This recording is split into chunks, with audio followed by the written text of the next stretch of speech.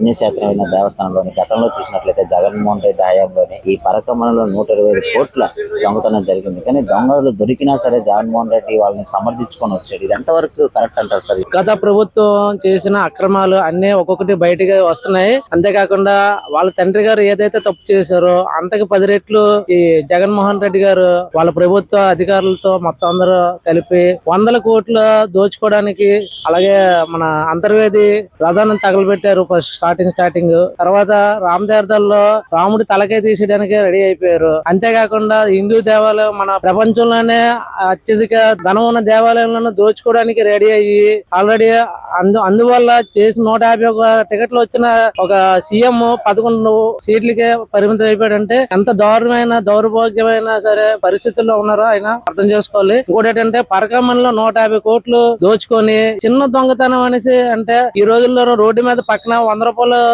దోచుకున్న దొంగని పోలీసులు తీసుకెళ్లి అరెస్ట్ చేస్తున్నారు. కానీ 100 కోట్లు దోచుకున్న మన హిందూ సాంప్రదాయాలు, మన హిందూ వ్యవస్థను నాశనం చేయడానికి కంకణ కొట్టుకున్న ఇటువంటి దుర్మార్గుల్ని ఎవరు కూడా క్షమించకూడదు.